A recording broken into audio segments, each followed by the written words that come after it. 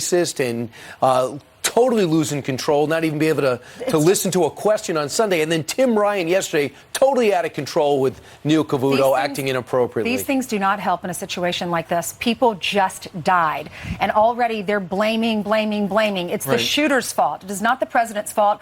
Every president, every administration in my lifetime, since I can remember, has had a mass shooting. So we don't blame the president for that. These are evil doers, evil people. Well, on the pages of the Wall Street Journal today, they've got a lead editorial. It's called Politics and the Shooters. And it starts by saying they hope that nobody blames Elizabeth Warren for what happened, because Heavy.com says the Dayton shooter tweeted he'd vote for her in November. He said, vote blue for God's sake. And it goes on to say, the media and Democratic politicians have drawn a straight line between the El Paso shooter's anti-immigrant manifesto and Donald Trump and the Republican Party.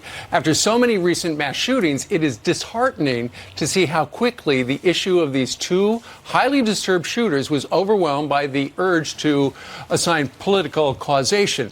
The answer to how he or the El Paso shooter found their way from fantasy to murder won't be found in pointless spitting matches between the left and the right over whose politics bears the blame. Exactly. Can we just bury the dead and then focus on fixing the problem instead of blaming everyone?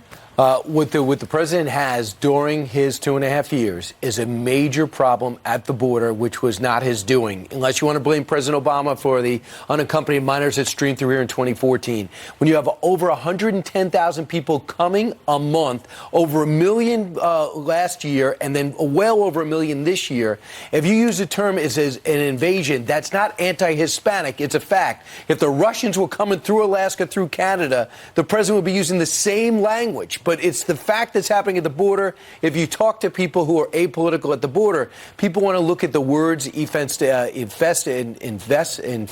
or and look at what the president's saying. And then they say, well, look at how could he use this rhetoric when it turns out Elijah Cummings is using the same exact rhetoric 10 years before the president was even hosting The Apprentice. Well, there was plenty of rhetoric outside of Mitch McConnell, the Senate Majority Leader's house last night in Louisville. A lot of it was captured on